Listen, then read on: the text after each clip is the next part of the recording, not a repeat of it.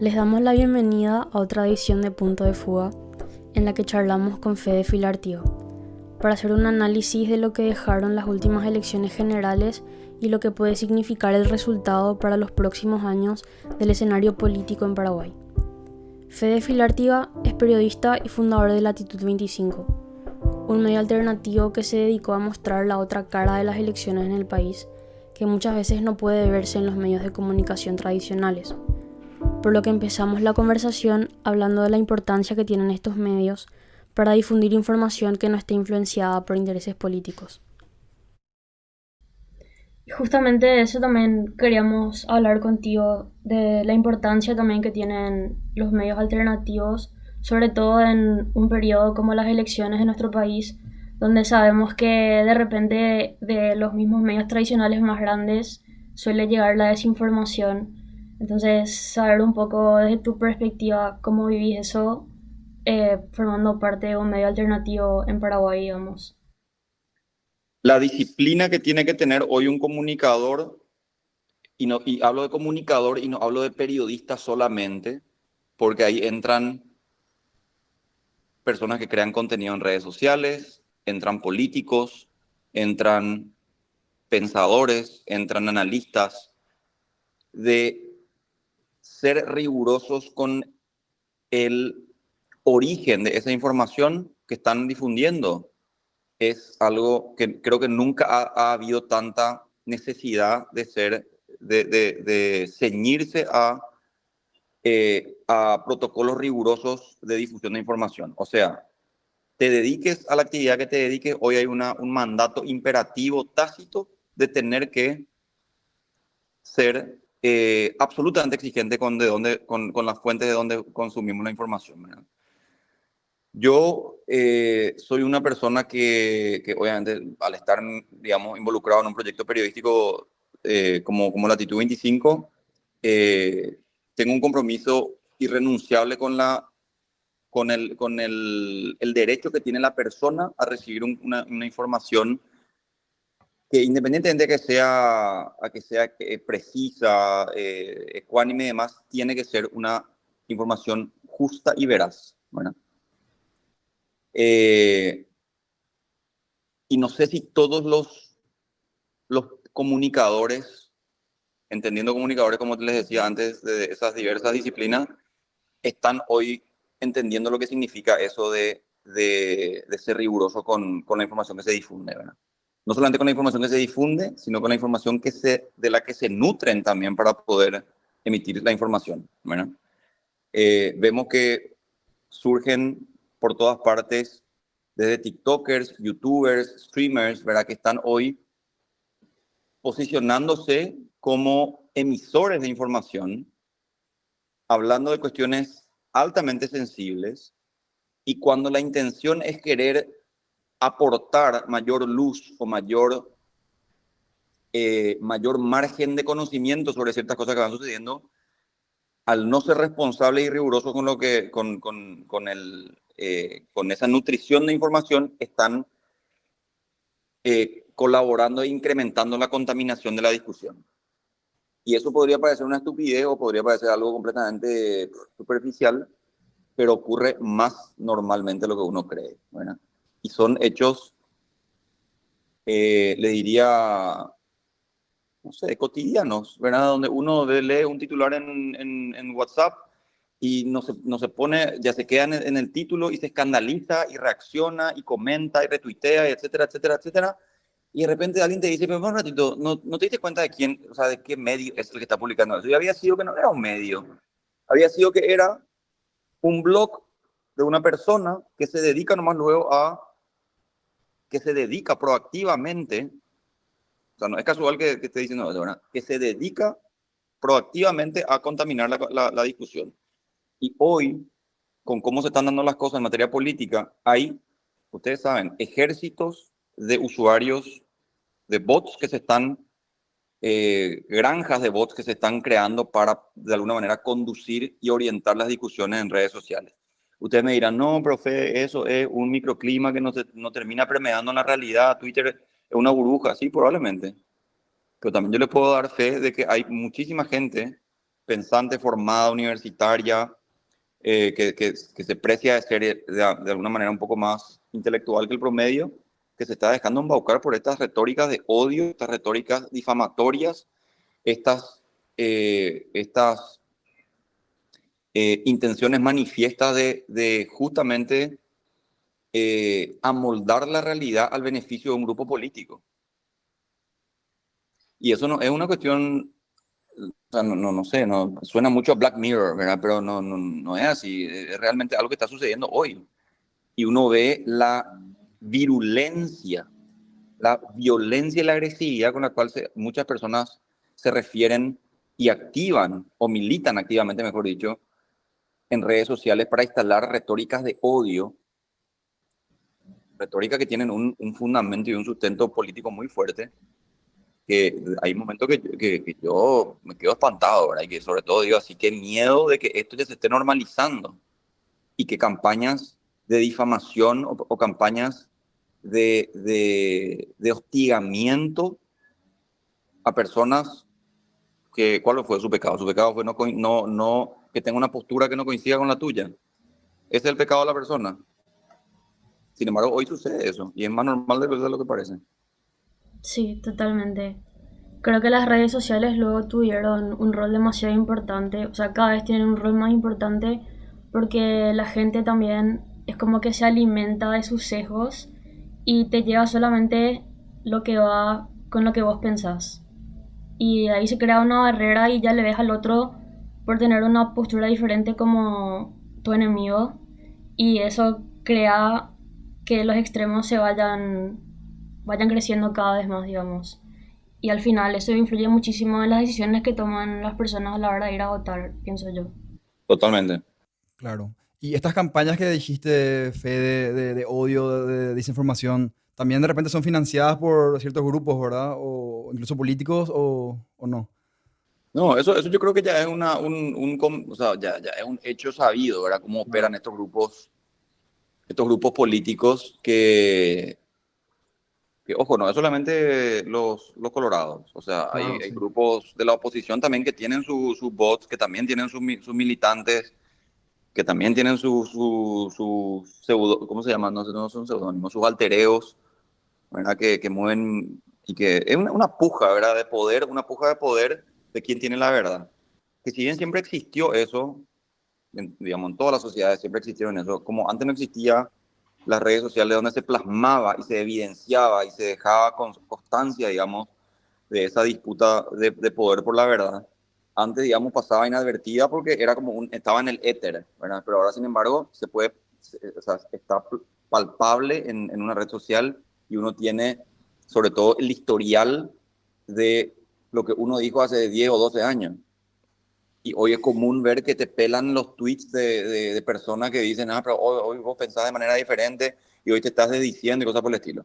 Donde ahí, o sea, lo que ahí hay que analizar muy detenidamente es la incoherencia ética en la que han caído muchas personas que antes, digamos, estaban vinculadas con causas progresistas, que antes tuvieron sensibilidad social, personas que antes han militado activamente por el reconocimiento y la conquista de derechos civiles. Sin embargo, hoy se mantienen como los grandes,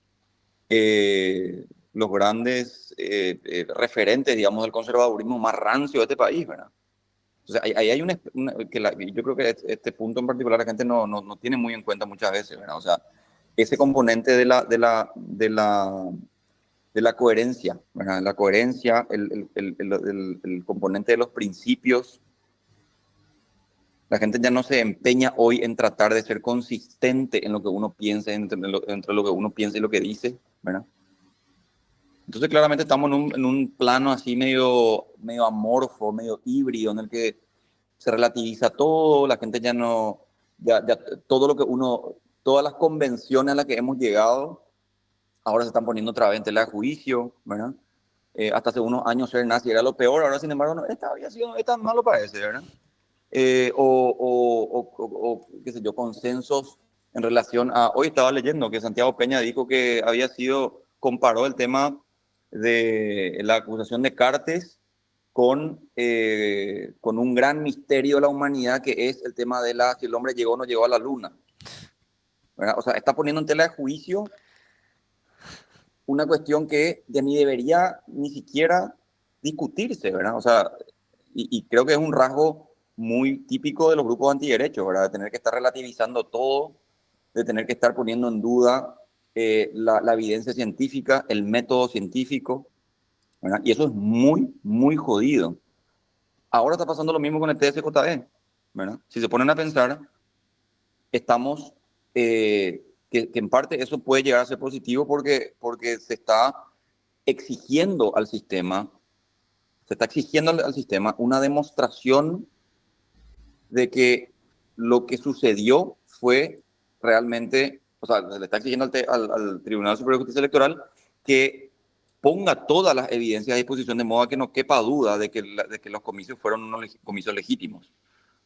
Porque lo que pasa con el tema del sobre número 4 es que, digamos, están almacenadas las boletas de votación, y si eso no coincide, o sea, si la cantidad de votantes registrados en esa mesa no coincide con el número de votos, ahí se puede generar un problema enorme, sin precedente en este país. Y el tribunal no quiere abrir los sobres porque obviamente se expone a que se abra una caja de Pandora que ellos después no puedan controlar.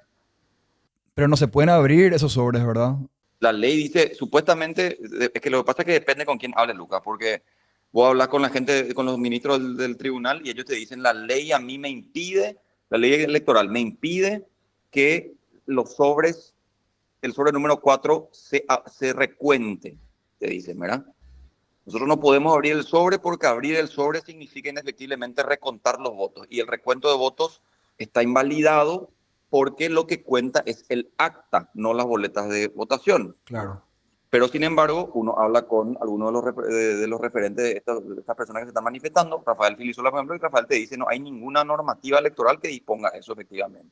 Lo que se dispone es que el sobre número 4 tiene que almacenar las boletas de votación, y por eso la concertación o los referentes de la concertación están pidiendo que se auditen esos sobres. Ahora lo que está sucediendo es que hay una colisión muy, muy jodida entre el derecho al acceso a la información para realmente demostrar fehacientemente de que no hubo, ¿cómo se llama? Fraude electoral. Y por otro lado, el respeto a la ley electoral que dice, que dice el Tribunal Superior de Justicia Electoral que existe, de no colisionar, digamos, al abrir esos sobres. Pero, ¿y qué decís que va a pasar con este tema? Y también con las manifestaciones que estuvimos viendo en los últimos días, ¿verdad? Como que cuanto más tiempo pasa, menos fuerza tiene eso seguro. ¿Se va a llegar a algo o se va a quedar en la nada?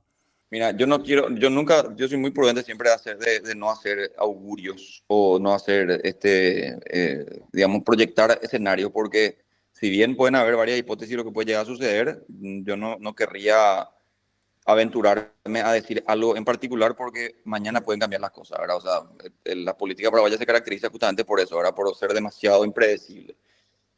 ¿Quién iba a pensar que íbamos a tener un expresidente y un vicepresidente actual acusado de significativamente corrupto, ¿verdad? O sea, y eso sucedió en 6 meses, o sea, no es tampoco algo demasiado, cambian las cosas demasiado rápido. Pero la situación de verdad es muy delicada, y yo no sé si hay voluntad de acordar entre las partes. Yo creo que en una situación crítica como esta es necesario, ¿verdad? Y no sé si hay voluntad de acordar, porque el bloque de manifestantes, esponsoreado por Payo Cuba y por Efraín y bueno, por otros referentes, están cada vez más intensamente asusando para que esto se logre, ¿verdad? Están insistiendo, insistiendo, insistiendo. Y por otro lado, el tribunal es claro en su postura, ¿verdad? Y son muy consistentes ellos al momento de decirte que finalmente ellos no quieren o no pueden quebrantar la normativa, ¿verdad? Lo cierto es que la gente está en las calles, sigue exigiendo la apertura de esta situación, o por lo menos la resolución del problema. El TSJE trata de eludir el problema diciendo, pero vamos a auditar sobre 5 que tiene el DVD con la información de la máquina. vamos a auditar todas las actas de votación, vamos a no sé qué cuándo, y nada parece ser suficiente como para destrabar el problema, ¿verdad? Eh, yo lo que sí creo que puede haber un antecedente muy jodido al momento de tener que relativizar. No digo que, no digo que esa sea la verdad o lo que se debe hacer, porque honestamente no tengo una postura todavía tomada, porque hay demasiados elementos a tener en cuenta, pero, pero bueno, lo que podría suceder es que los manifestantes sigan exigiendo eso, que se logre finalmente y que el antecedente que se sienta sea terrible, porque el día de mañana pueden objetar el TREP, pueden objetar la conformación de las mesas, pueden objetar cualquier otro tipo de cosa con el antecedente de que ya se ha vuelto a considerar los resultados que ya parecen ser indeclinables. ¿Y vos recordás que haya existido algún fenómeno así de manifestación tras las elecciones como en este periodo?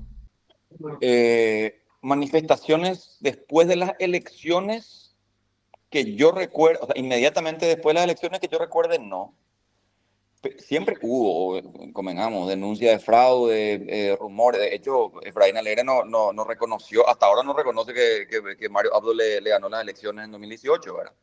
Pero, digamos, la cuestión del fraude siempre está presente, digamos. Lo que a mí me llama la atención es que el fenómeno Payo entró con mucha fuerza. Nadie, ni políticos, ni periodistas, ni analistas, nadie se esperaba que iba a tener el rendimiento que tuvo. Nadie esperaba de que no solamente él capitalice muchos votos, sino que ganen 5 escaños en el Senado, con una Yolanda Paredes al frente. Ayer me contaban que dice que Cruzada Nacional le ofreció a otros candidatos, a figuras prominentes de la política, con renombre y con, digamos, que se podría presumir que iban a tener buena cantidad de votos, pero que esas personas no aceptaron justamente por el carácter de Payo, y que Payo es como que tipo se vio, no obligado, pero por decantación ya le puso primero a su señora, ¿verdad? Su esposa tuvo 140.000 votos, 140.000 votos, solamente superada por Beto Velar, Salim Busarquis y no sé quién más, ¿verdad? Katia, que decía que iba a ser la senadora más votada, no sé qué, se quedó muy por debajo. Bueno, y ni hablar de todos los otros parlamentarios que han tenido gran cobertura de medios. Celeste Amarilla tenía 3 tapas por semana seguro, de 3 noticias titulares por semana, ¿verdad? Sin embargo, ella estuvo por debajo de los 45.000 votos, ¿verdad? Entonces, creo que estas elecciones van a dejar muchas lecciones que todavía vamos a seguir rumiando los resultados bueno, y seguir viendo cómo hacer, digamos, cómo entender y cómo interpretar este nuevo sistema electoral. Y obviamente ya se está hablando nuevamente de la cuestión de la aplicación del desbloqueo de listas, si es el modelo más eficiente, si no es, si convendría nomás volver al modelo de antes. En Colombia hay un grupo de politólogos que aquí en Paraguay hablaban ya con anticipación, o sea, hace muchos años ya venían hablando y alertando sobre los posibles efectos que podría tener un sistema de bloqueo de listas en un país como Paraguay, donde el sistema democrático, digamos, adolece de muchas cosas, y donde se duda, al menos, de que un modelo así iba a terminar beneficiando. ¿Por qué? Porque si bien hay claramente un criterio democrático, ¿verdad?, que permite, digamos, que todas las personas puedan o tengan posibilidades de entrar al Senado y demás, se ratifica esa premisa de que llega solamente el que tiene un enorme caudal de dinero y estructura. Eso mismo nos decía Marta Ferrara en nuestra conversación, exactamente. Dijo Sí. que fue Un una pésima enorme, idea. sí, un enorme caudal de dinero y estructura. Y ese dinero, en gran medida, en algunos candidatos del interior, viene directamente del crimen organizado. Hoy me decía a mí en la radio, me decía Juan Martens, que les recomiendo que hablen con él si pueden en algún momento, criminólogo y especialista en temas de crimen organizado. Él me decía, los parlamentarios que en este periodo que está terminando ahora y y en los anteriores, que fueron vinculados en el pasado con crimen organizado, son políticos en ejercicio que están vinculados con grupos de crimen organizado doméstico, que no tienen el desempeño y no tienen o sea, no forman parte de redes transnacionales del crimen. Sin embargo, hoy, él me dice, hay cuanto menos 3 personas ya electas en la Cámara de Diputados que están directamente vinculados al PCC. O sea, estamos subiendo un peldaño en la gravedad de las acusaciones y en el deterioro de la representación. O sea, imagínense ustedes, le tenemos, según lo que decía esta persona, le tenemos a 3 personas vinculados medularmente con el PCC que están hoy sentados en un curul representando, entre comillas, los intereses de los paraguayos. Claro. Y esas personas pudieron acceder porque tenían billeteras inagotables detrás que le permitieron comprar esas bancas. Entonces, eso, en alguna medida, también es consecuencia de este sistema de bloqueo de lista sábana. Antes existía ya esta situación, y claro que existía, pero ahora se les facilitó prácticamente la cuestión. Y antes de pasar a la siguiente pregunta, nada más. Recuerden que fue el propio Partido Colorado, y esto es una paradoja que para mí una paradoja que me impresiona. El propio Partido Colorado era el que más se resistía al desbloqueo de lista sábana. Cuando ellos se dieron cuenta en las últimas municipales que fueron los principales beneficiados, el propio Beto Velar dijo hace unas semanas, que si yo hubiera sabido, decía él, si yo hubiera sabido que iba a ser el principal beneficiario de este sistema, hace rato lo hubiese implementado y hasta impulsado. ¿Verdad? Entonces, ahora la pregunta es, ¿cómo se revierte una cuestión así? Si conviene revertirla, obviamente, porque a lo mejor hay quienes dicen que a pesar de esto igual conviene un sistema así. ¿Cómo se saca este sistema sabiendo del beneficio que adquieren los colorados con esto? La idea esta del desbloqueo viene de Patriquería, si es que Sí, de mal no patriquería. recuerdo.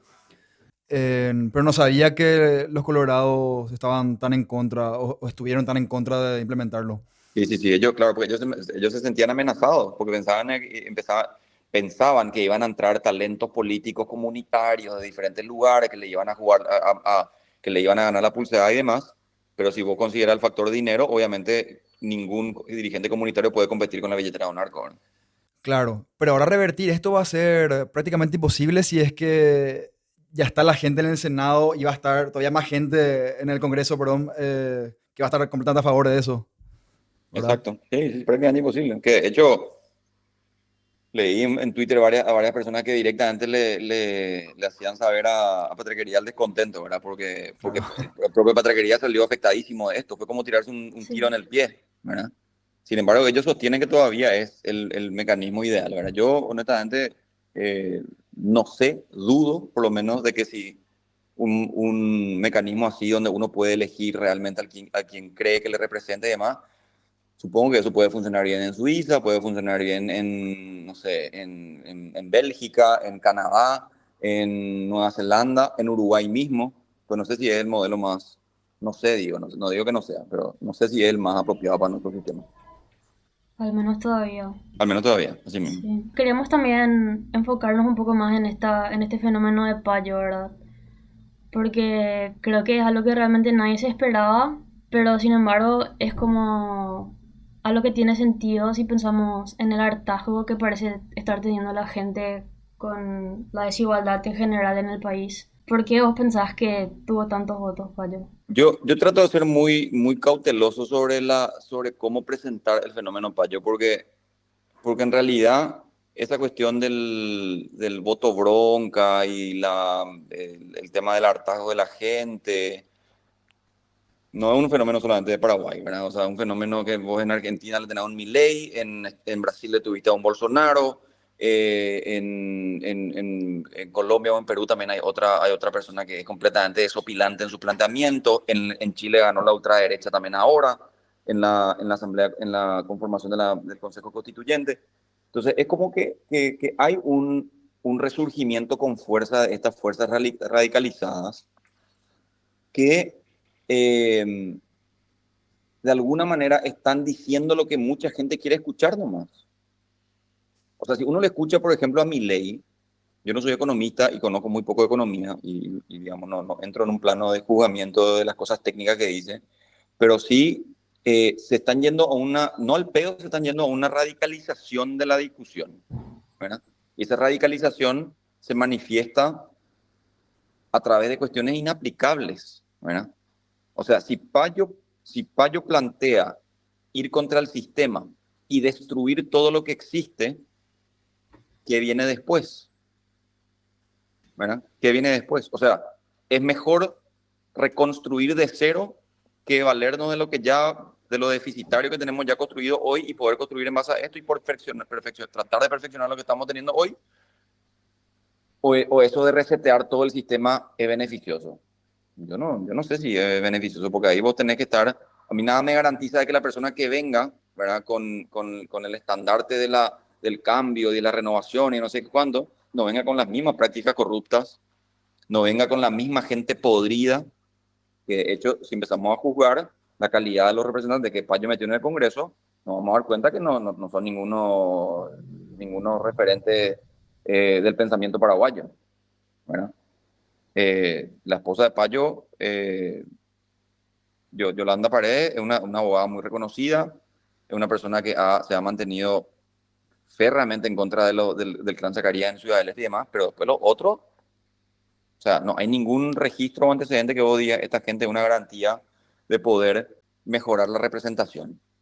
Y estamos hablando de una bancada que de un plumazo le sacó al Frente Guazú, que uno puede estar en contra o a favor del Frente Guazú según el proyecto que se discuta, pero en el Frente Guazú lo que sí había era un nivel intelectual muy superior al de las otras bancadas, pero muy superior. Otra vez, pueden estar a favor o pueden estar en contra de lo que plantea el Frente Guazú, pero nadie puede negar un nivel intelectual de Esperanza Martínez, de Hugo Richer, bueno, Hugo entró por otra cosa, no entró por su intelecto básicamente, pero hay un capital intelectual, como le digo, muy superior al que se tiene en las otras bancadas, ¿verdad? Colectivamente digo, ¿verdad? Obviamente hay excepciones en la bancada colorada, le tenés a una Blanca Ovelar, que es una mujer muy formada, le tenés a Sergio Godoy, que también es un tipo joven, muy formado, no entró ahora nuevamente, pero que hay esos talentos en la bancada liberal, lo mismo, Eusebio Ramón Ayala, eh, bueno, entre otros, ¿verdad? Ese grupo que entró ahora de Cruzada Nacional, yo honestamente tengo cero expectativas sobre lo que pueda llegar a hacer. Supongo que Yolanda va a hacer un papel preponderante, pero no sé, algo me dice que dentro de un tiempo ya no va a tardar mucho en disolverse, va a seguir, digamos, institucionalmente va a seguir esa bancada, pero uno va a empezar a jugar por el cartismo, otro puede empezar a jugar por los liberales, otro puede empezar a jugar así, se va a ir desgranando quizás a poco, ¿verdad? Porque no se les ve cohesionado hoy, no se les ve articulado, no se ve un plan parlamentario o de acción parlamentaria, ¿verdad? Como si se veían los otros proyectos.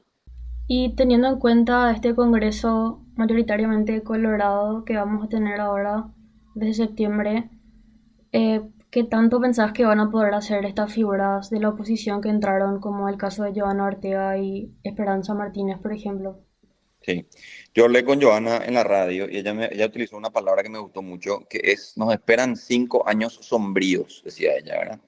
Y qué importante es plantearlo en esos términos, porque eh, si bien nadie duda, digamos, del potencial que puede tener o del desempeño que puede llegar a tener Joana y Esperanza en sus respectivos curules, en sus respectivas cámaras, el progresismo se redujo de una bancada de 6 a 1 y en la Cámara de Diputados tener solamente el Partido Liberal, imagínense esto, metió solamente una persona, que es Joana, que ni siquiera es liberal. De tener dos o tres diputados, metió solamente uno, que otra vez ni siquiera es liberal. Entonces, el porvenir que tienen ellas dos, así también como qué sé yo, Celeste, todo ese grupo de parlamentarios disruptivos, le llamo yo. ¿Verdad? Celeste, te puede gustar o no lo que hace Celeste, puedes creer o no en ella, pero que es una persona que define la agenda informativa. Hay un rasgo muy importante entre los periodistas, sobre todo que cubren Congreso, que hay contados con los dedos, son los parlamentarios que cuando uno está en la sala de prensa y ve que todos están relajados, siguiendo la sesión, pero todos están haciendo sus cosas, o redactando, o haciendo lo que sea. Pero hoy en el Senado hay 3 personas cuyo micrófono se prende y toditos van así en seco van al parlante, porque no pueden perderse esas intervenciones que son de Cire Masi en el Senado, Galaverna, y hasta que era Payo, o sea, hasta que Payo fue senador, era Payo también, ¿verdad? Y después Esperanza Martínez también en algún sentido también genera esa reacción, ¿verdad? En diputado era Celeste, Katia, Bachi, pero por lo violento que es, no porque diga algo sensato. Y bueno, ya está ahí. Pero el trabajo que van a tener encima y la responsabilidad enorme que van a tener encima, específicamente Joana y Esperanza, puede llegar a terminar hasta en algo testimonial, ¿verdad? Porque lastimosamente es así, o sea, la situación en la que terminaron es una situación muy desfavorecedora para el progresismo, ¿verdad? Así mismo. Y también para volver un poco al tema de Payo, ¿verdad? Creo que es muy importante hablar del rol de la concertación en sí para analizar la Payo, ¿verdad? Em, ¿Despertaba la concertación esa esperanza de cambio o veía la gente realmente la concertación como una alternativa teniéndole a Efraín Alegre como líder absoluto y al PLRA también como liderando todo? Yo creo que lo de la concertación fue un muy buen ejercicio democrático. O sea, la gente le exige mucho a la concertación y ustedes no capitalizaron los votos y no sé qué.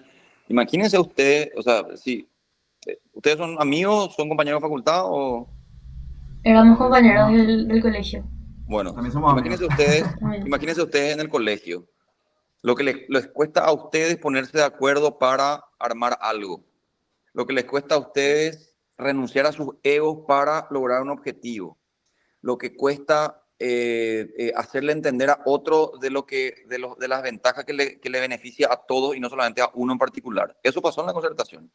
En la concertación hubo meses largos, ¿verdad? En lo que se trató de acordar, muchos dijeron, no, no, no nos conviene, no queremos, no tal cosa, ¿verdad? Payo al comienzo estaba en la concertación y después dio un paso al costado porque obviamente quería persistir en su intención de candidatarse, y hasta algunos dicen, como Celeste, por ejemplo, dicen que él recibió hasta una casa en Ciudad del Este, $1 millón y no sé qué cuánto, entre otras cosas, para sostener su candidatura y ir a la concertación, ¿verdad?